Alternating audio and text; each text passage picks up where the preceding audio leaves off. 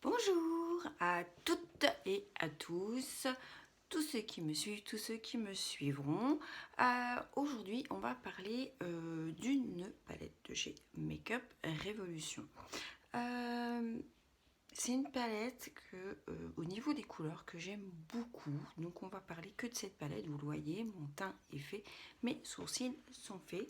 Avant de commencer avec cette magnifique palette et de vous dire à la fin de cette vidéo ce que j'en pense, quels sont pour moi ses points forts et ses points faibles s'il y en a, selon mes goûts, et je le répète encore une fois, ce que je dis n'engage que moi.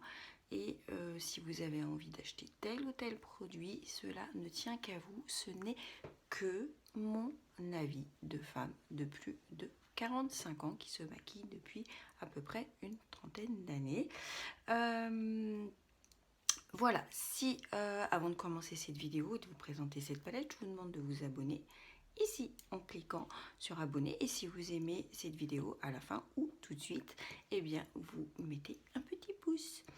On y va. Je suis en train de... Qu'est-ce que j'ai là? Oh, c'était une petite peluche. Je suis en train de penser que j'ai fait tout mon visage, mais j'ai pas fait mes lèvres. Donc, on y va mes chéris. Cette palette là, vous savez que si vous ne connaissez pas Makeup Revolution, Makeup Revolution est une marque de make-up qui se veut de très très bonne qualité à des prix vraiment très compétitifs.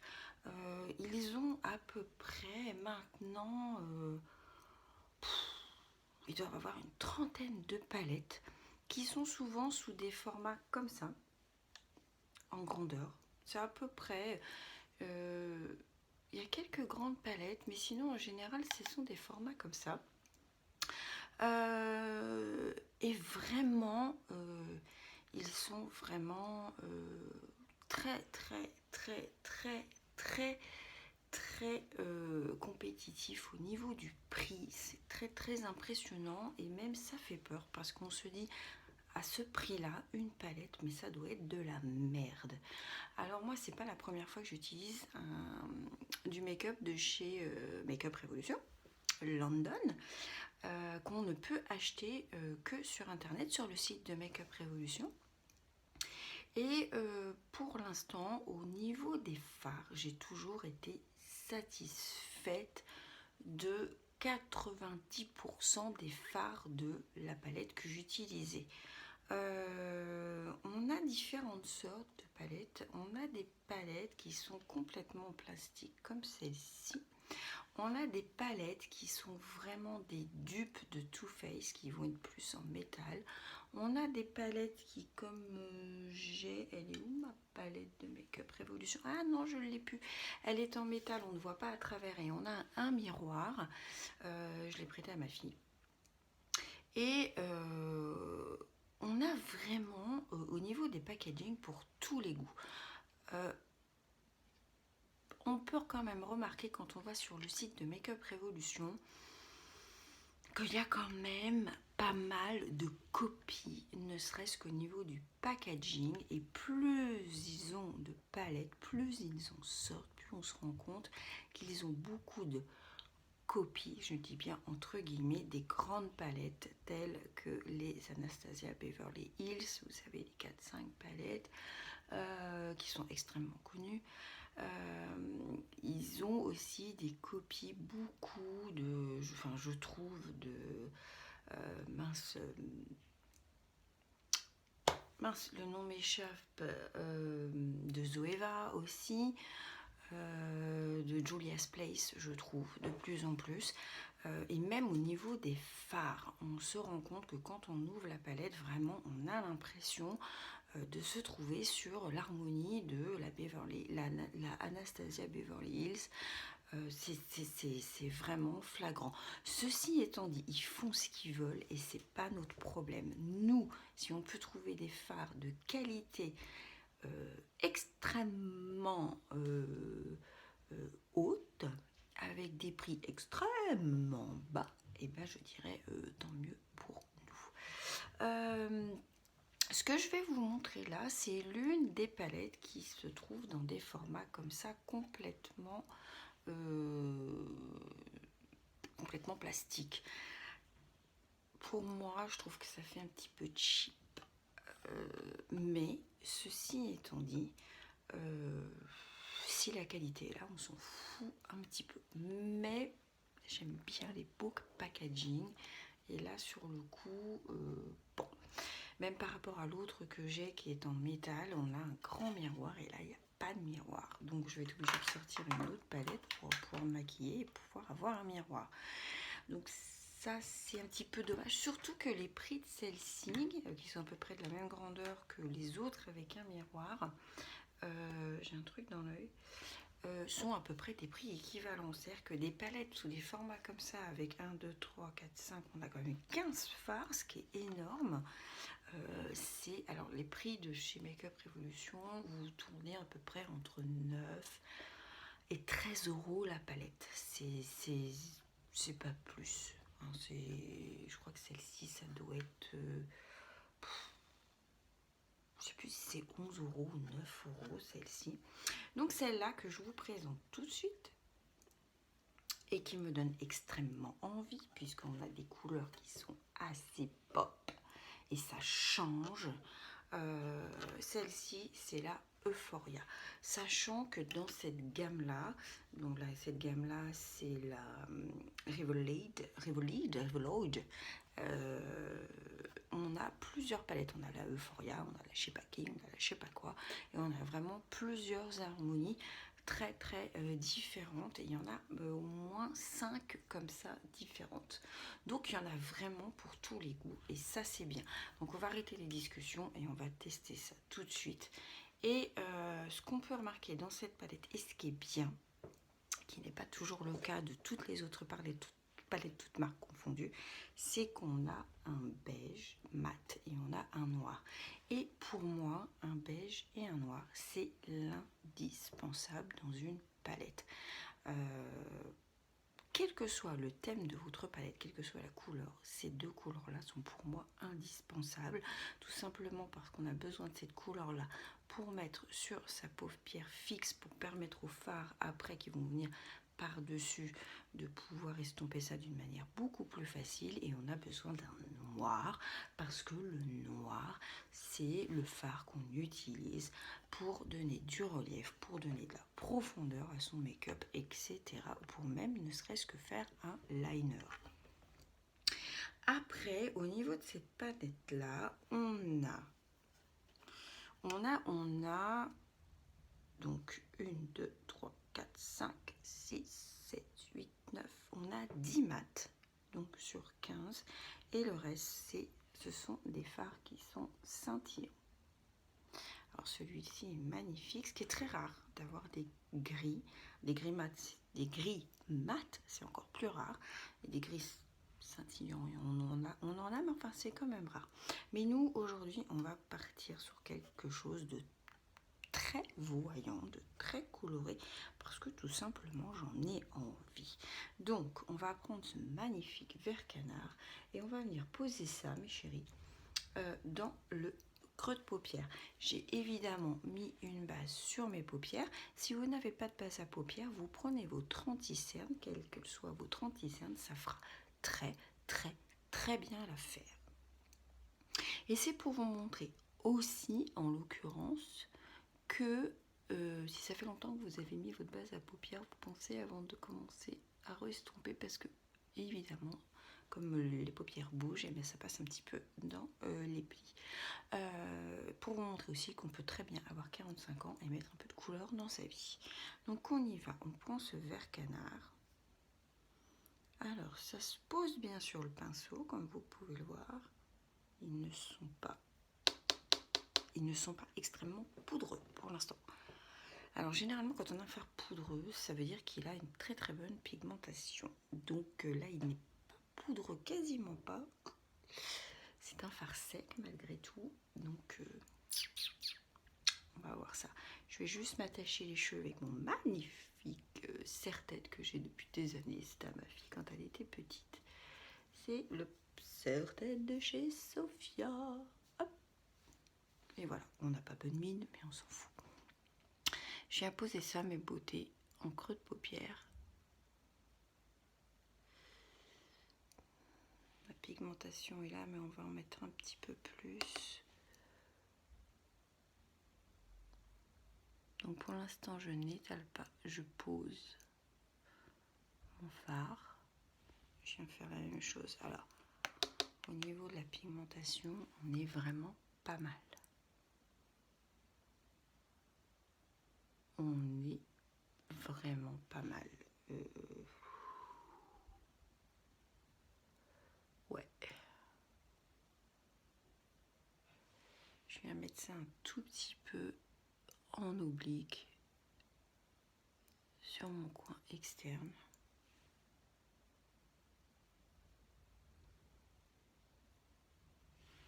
Ouais, on est pas mal les chéris. C'est pas le meilleur que j'ai vu. Et le vert, c'est très difficile à utiliser. Très difficile à fabriquer.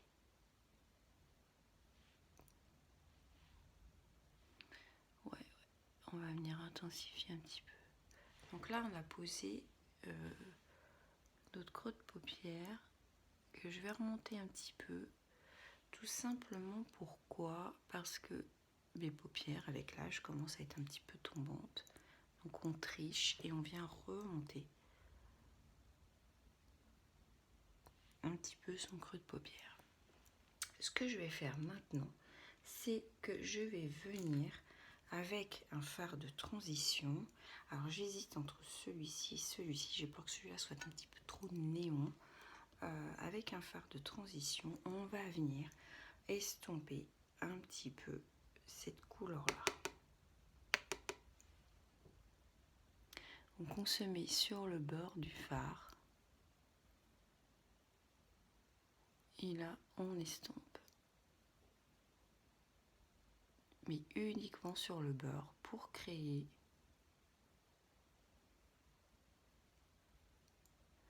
un beau dégradé. Elle est très jolie cette couleur. Alors je n'ai pas de chute. On vient bien au creux de paupière. Je n'ai pas de chute.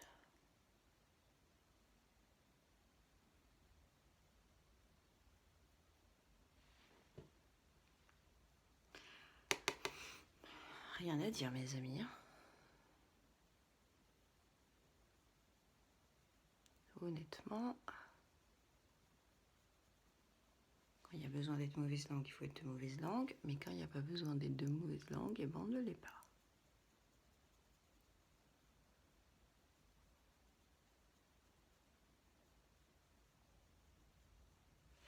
Je viens prendre ensuite le fard beige qui était là, que j'ai complètement oublié, mais c'était au début qu'il fallait le mettre.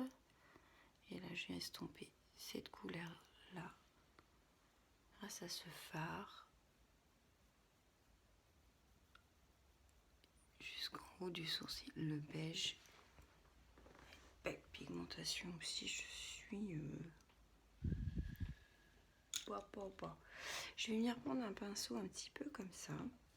Et là, je vais reprendre mon vert canard et je vais venir intensifier mon creux de paupière.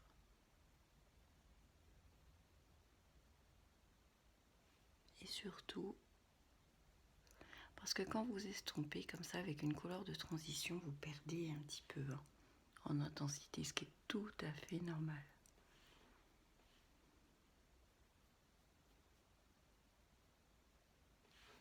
Je reprends mon petit pinceau estompeur. Je nettoie à chaque fois mes pinceaux. J'ai une grande serviette éponge noire.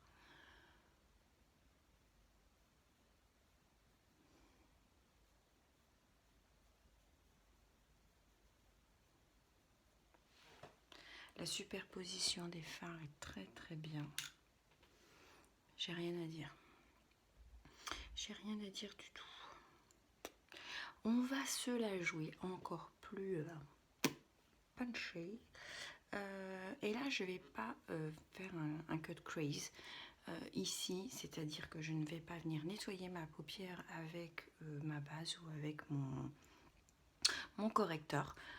Je vais venir là tout de suite utiliser ce fard jaune.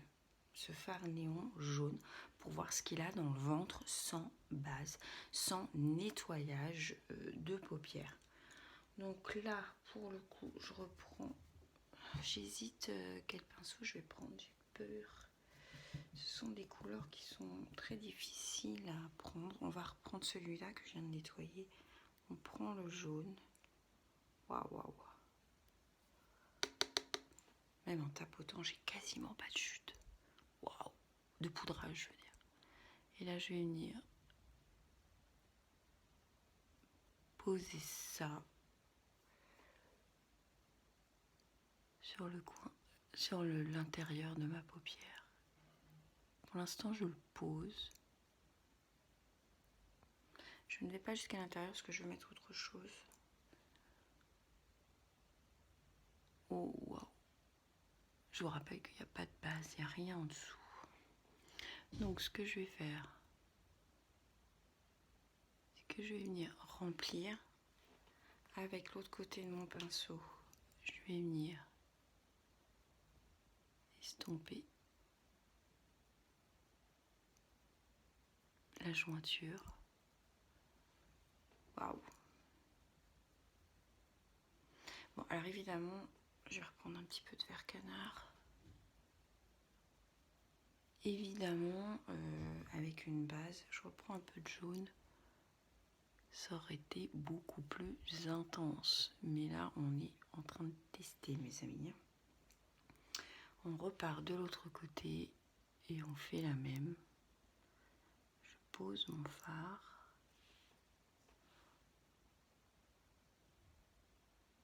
Et vous voyez quand j'additionne le jaune avec le vert au-dessus, là, la couleur se transforme tout de suite. Waouh, waouh, waouh.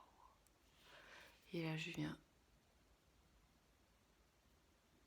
estomper la jointure. Je reprends un petit peu mon vert canard pour pas perdre trop d'intensité. Waouh, waouh, waouh, waouh. Ok, j'ai un petit peu de chute. Là, vous voyez, là, j'ai un petit peu de chute. Mais bon, ceci étant dit, avec les couleurs que j'emploie aujourd'hui, bon, un petit peu normal. En ce qui concerne l'intérieur de ma... le coin interne de ma paupière, je vais venir prendre un tout petit pinceau comme ça. Et là, je vais venir prendre le gris métallisé. Le gris ou le kaki. Je sais pas. Alors, les métallisés, j'en ai pas utilisé beaucoup. Et celui-là, il est comme ça. Vous voyez, je suis en train de choisir entre ces deux-là. Je pense que le jaune va mieux s'accorder dans la logique des choses. Donc on y va, là on va essayer scintillant. Je n'ai pas de chute. Je n'ai pas de chute, pardon. Je n'ai pas de trop de poudre. Alors au niveau, le scintillant, c'est très très difficile à utiliser si on n'a pas une base en dessous, si on n'humidifie pas son pinceau, ou si tout simplement on n'y va pas au doigt. Ouais, vous voyez au doigt tout de suite, parce qu'elle sait que j'ai pas le doigt, j'ai le doigt qui est trop gros. Ouais, il faut y aller au doigt. Ou tout simplement, il faut avoir une base en dessous.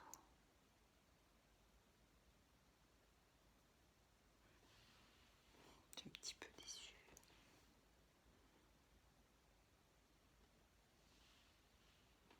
Après, je veux faire que mon coin d'œil, hein, donc...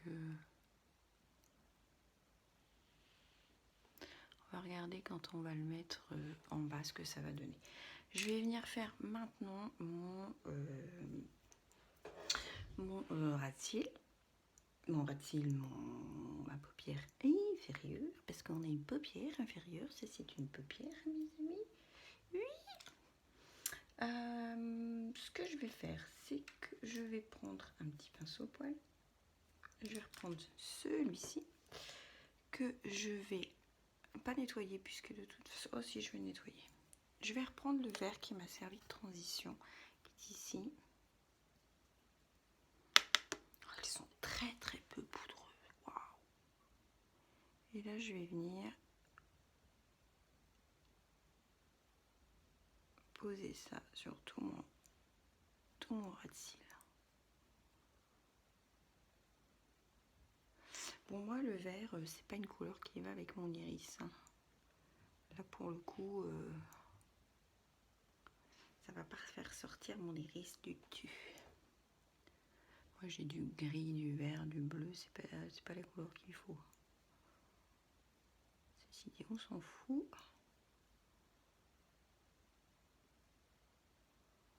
Je viens estomper ça avec un petit pinceau à poil.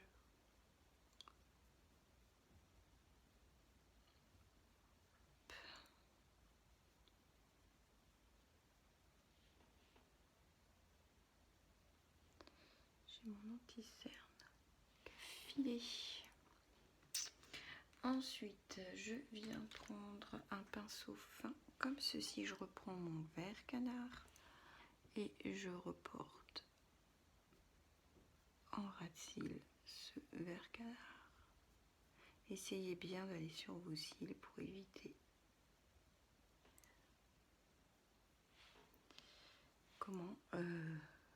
qu'il y ait des trous entre vos cils.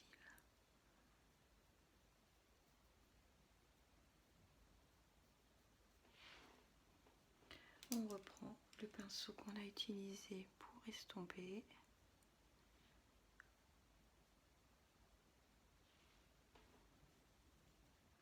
Je reprends ensuite ma couleur de transition.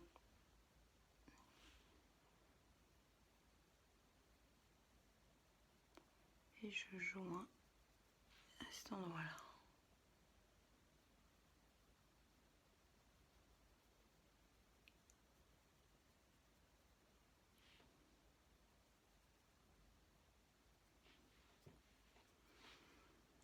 Ça manque un petit peu de paillettes, je trouve.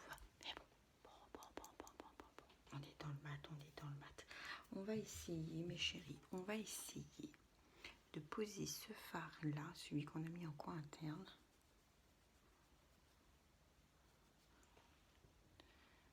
On va essayer de le mettre là, pour donner un petit peu de lumière.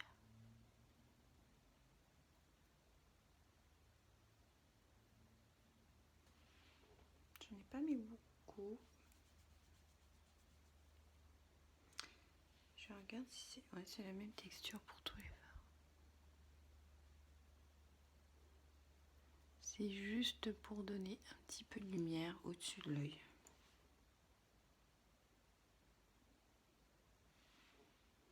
Je crois que ce que je vais... Oups, mince, je me gorge, je prends du gris. Je crois que je vais faire... Je vais joindre les deux, hein. Ça va être beaucoup plus simple. Et voilà. Je vais reprendre un petit peu de jaune. Je nettoie mes pinceaux à chaque fois.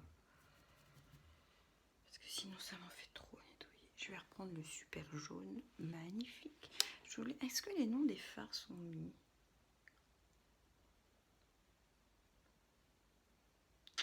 Un, 2, 3, 4, 5. Non, il n'y a pas le nom des fards. Il y a... Hop. On va venir créer un raccord. Et je vais laisser en jaune. Je vais pas venir pailleter. Non, madame. Non, madame. Eh bien, je trouve que c'est pas mal du tout. Alors évidemment, sans mascara, ça n'a pas bonne mine. Ça n'a pas grand intérêt. Sans le mascara, évidemment. J'en profite pendant que je mets mon mascara pour vous rappeler que moi, je ne monte absolument pas mes vidéos. Pas par manque de temps, pas par manque de fainéantise. Il y a plein de logiciels de montage, tout simplement parce que ça ne m'intéresse pas et que je veux garder le naturel, et que si je fais une bourde ou si je dis une connerie, par exemple je me trompe de nom de marque, de prix, peu importe, et bien tout simplement c'est spontané. Et moi, en tant que visionneuse de vidéos YouTube, c'est ce que je regrette quand il y a trop de montage, ça manque de spontanéité. Il faut que je prenne un miroir. Et c'est ce qui me dérange un petit peu. Et là, vous allez voir qu'avec le mascara, ça change tout. On met pas de liner aujourd'hui. Hein. J'aurais pu avec le noir, remarquer, mais j'ai envie que ça reste néon. Ah! Vous voyez, c'est ce que je vous expliquais pour le montage. Je vais me foutre dans l'œil. Ah, regardez, je pleure. Je pleure, mon Dieu, quelle horreur. Mon âme m'a encore battue aujourd'hui, je pleure. Je pleure d'avance, c'est moi qui me batte. Donc je vous disais, ouais, j'aurais pu faire une ligne de tout simplement de liner avec le noir. D'une, j'y ai pas pensé. Et puis deuxièmement, j'avais envie vraiment de mettre en valeur le côté, la pigmentation des couleurs de cette palette.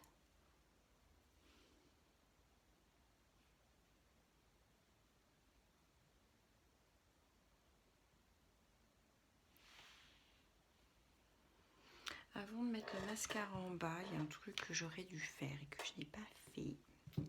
Et on va le faire tout de suite si j'arrive à trouver mon matériel. Je viens tout de suite, je suis là. Je ne suis pas partie. Oh, ben voilà. Voilà ce que c'est une vidéo qui n'a pas de montage. Ah, il faut que je le taille. Il faut que je le taille.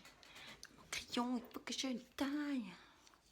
Il fait la gueule, mon crayon.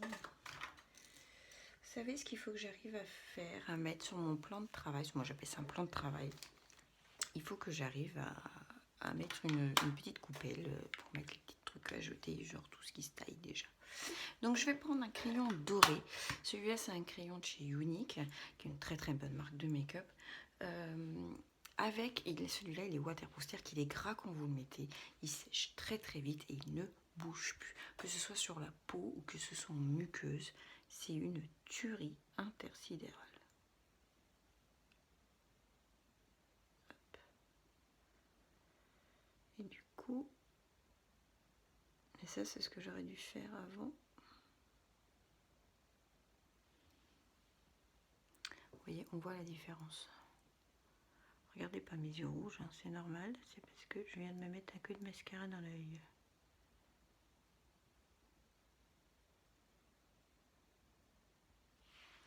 Ok. Et ça, je sais qu'une fois que ça va être séché, ça ne bougera plus. C'est ça l'avantage. Ensuite, on reprend notre petit mascara. Et on va venir mettre un petit peu de mascara. Mais on va essayer de rester en coin externe.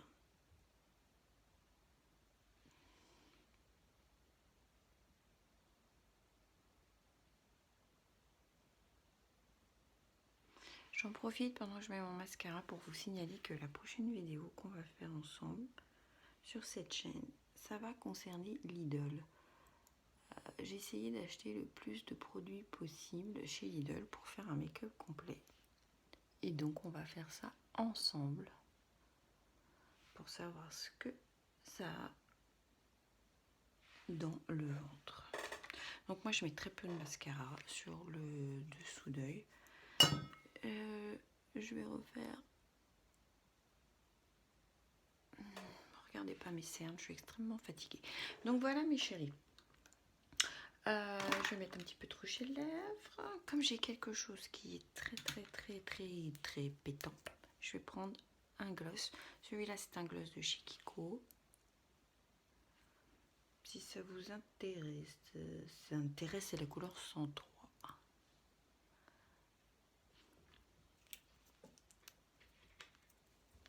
Donc on est comme ça.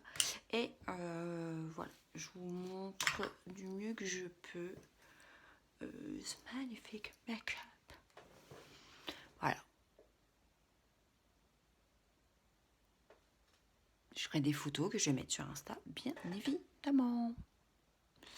En conclusion, pour conclure, mon avis sur cette palette, sur cette gamme, parce que j'imagine que c'est toute la même punition en ce qui concerne le poudrage, enfin pas le transfert, mais la facilité d'estompage, les chutes, la qualité des fards scintillants. J'imagine que c'est la même punition pour toutes les palettes de cette gamme-là. Donc, ce que j'en pense, je vais vous dire les points négatifs. Les points négatifs, c'est le côté cheap de la palette. Donc le plastique comme ça, le plastique mais vraiment très light quoi. Donc le côté cheap comme ça, j'aime pas trop.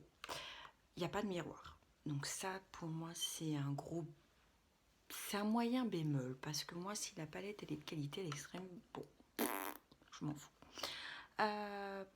Le nom des fards n'est pas écrit derrière. Est-ce que je vous ai dit le grammage il est de 1 g 1 par phare. Je ne vous l'ai pas dit, c'est très bien. Extrêmement bien.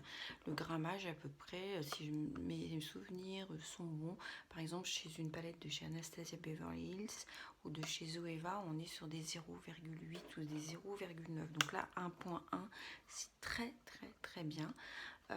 Je crois que les plus gros fards on monte jusqu'à 1.3, 3,4 mais pas plus des autres marques. Au niveau de la négativité, la dernière chose que j'aurais à dire, c'est la pigmentation des fards métalliques. Des fards pas métalliques, ils sont pas métalliques, ils sont irisés.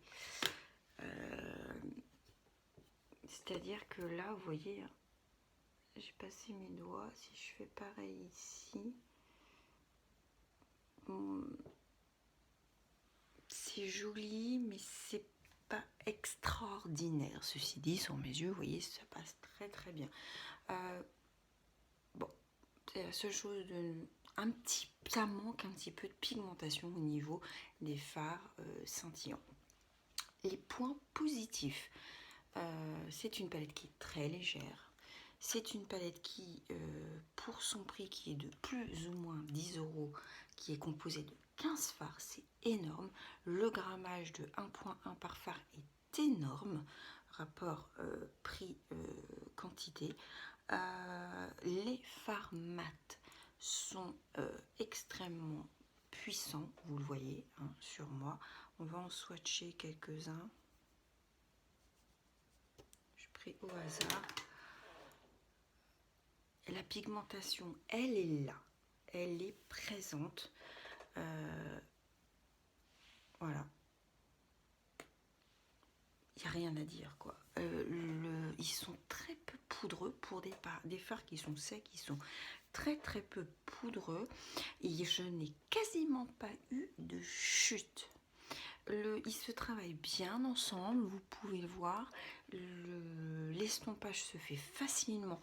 Donc en conclusion, moi cette palette là, je lui donne 8 sur 10. J'enlève un point pour le packaging et j'enlève un point pour la pigmentation un tout petit peu moindre des fards scintillants. Voilà, donc je vous le conseille. Donc j'imagine que toute la gamme Revolution, les Reloaded, donc moi c'est la Euphoria, mais il en existe plein d'autres noms. Je crois que je suis 5-6 je crois de ce thème là. Je vous la conseille vraiment. Il m'est arrivé d'utiliser des fards de très haute qualité. Franchement, achetez ça quoi. Achetez ça, c'est aussi bien. Franchement, c'est aussi bien. Je vous fais des gros bisous. J'espère que cette vidéo vous a plu. Vous n'oubliez pas de vous abonner. Et puis, comment dirais-je, la semaine prochaine, on part sur un make-up too little. Et on va parler de la pomme de terre sur la peau et son effet décongestionnant. La pomme de terre cru sur nous, les femmes de plus de 45 ans qui, le matin, sommes toutes gonflées au réveil. Je vous fais des gros bisous et je vous dis à bientôt sur cette chaîne. Merci.